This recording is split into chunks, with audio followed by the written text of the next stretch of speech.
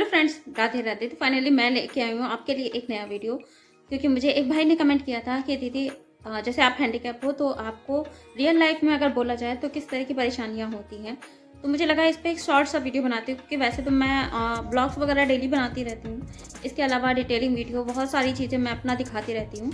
लेकिन हाँ, ये टॉपिक ऐसा था कि मुझे लगता है कि हर किसी को ये जानने की एक वो रहता है ना कि हाँ, किस तरह से ये हैंडीकैप है, तो इनको जैसे कहते हैं रियल में और लोग होते हैं उनके अकॉर्डिंग इनको कितनी ज़्यादा परेशानी होती है। तो मुझे ये टॉपिक भी अच्छा लगा और मुझे लगा इस पे वीडियो ज़्यादा हमारा लंबा भी नहीं होगा, तो चलिए इसको आज कंप्लीट कर लेते हैं। तो सीरियसली बताऊँ, अगर नॉर्मल पर्सन की बात करूँ, नॉर्मल पर्सन से हमारी लाइफ जो होती है काफ़ी डिफरेंट होती है, क्योंकि कहते हैं ना कि जब भी कोई भी काम होता है तो जो इंसान चल सकता है, फिर सकता है, तो वो तुरंत भाग के जाएगा, अपना काम कर लेगा। लेकिन मुझे एक भी काम करने के लिए 10 बार सोचना पड़ता है कि मैं अगर मैं किचन में जैसे जाती हूँ, मैं उसी का उदाहरण लेती हूँ, क्योंकि मोस्टली मेरा टाइम वहाँ पर जाता है। ऐसा नहीं है कि मैं रेस्ट नहीं करती, रेस्ट करती हूँ, सब चीज़ करती हूँ। लेकिन जैसे किचन का जो भी काम होता है, तो मैं जब जाती हूँ तो मेरे दिमाग में एक चीज़ चलती है कि जब मैं यहाँ से अंदर तक जाऊँगी तो मेरे लिए क्या क्या चीज़ें ऐसी होंगी जो मैं लेके जा सकती हूँ। किस तरह से मैं लेके जाती हूँ उस पर मैं बाद में वीडियो बनाऊँगी कि मैं किस तरह से क्या करती हूँ, कैसे लेके जाती हूँ, किस तरह से मैनेज करती हूँ। तो मैं एक बार जब जाती हूँ तो जितनी ज़्यादा से ज़्यादा चीज़ें होती लेके जाती हूँ और वहाँ पर मैनेज करके रखती हूँ। अगर कोई होता है तो उसको दे देती हूँ, अदरवाइज़ मुझे थोड़ा-सा आगे बार-बार आके और फिर वापस जाके इस तरह से करना पड़ता है। काफ़ी चीज़ें होती हैं जो डिफरेंट होती हैं।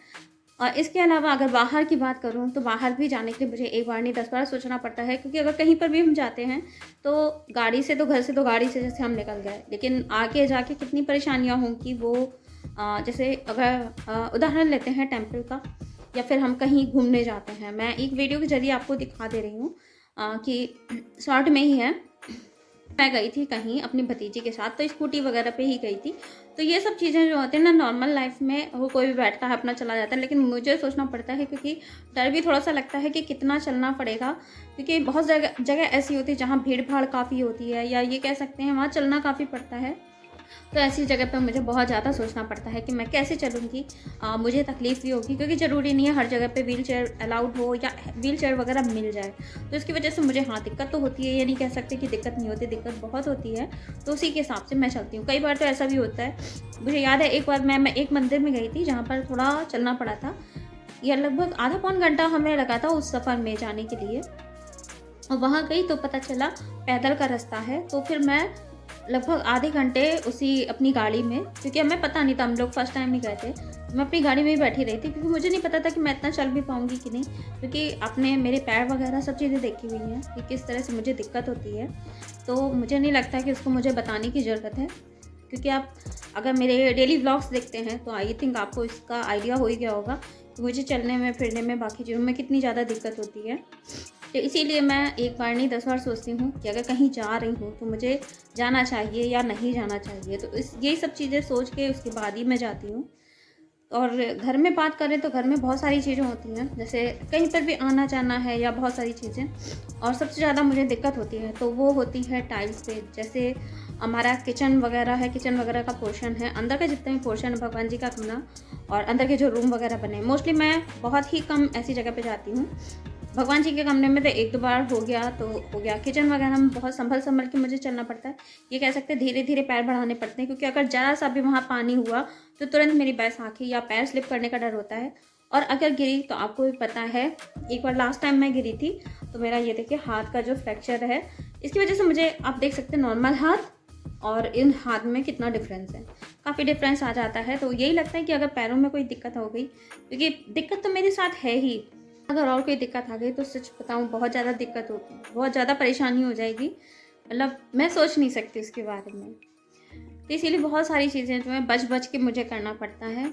आधा टाइम तो सच बताऊँ मेरा यही सोच के निकल जाता है कि मैं किस तरह से मैनेज करूँ। अभी ये हाल है, आगे कैसा होगा। हालाँकि इसीलिए मैं अगर बात करूँ तो मैं व्हीलचेयर वगैरह का अब ज़्यादा यूज़ करती हूँ। बैसाखी से जितना ज़रूरत होती है उतना चलती हूँ और खड़ी होती हूँ, क्योंकि किचन का जितना भी काम मेरा होता है वो मोस्टली खड़े होके होता है या स्टूल का सहारा लेके करती हूँ। मैं सिर्फ खड़ी नहीं होती हूँ, स्टूल का सहारे से बिल्कुल वो रहती हूँ ताकि पैरों पे प्रेशर ना पड़े।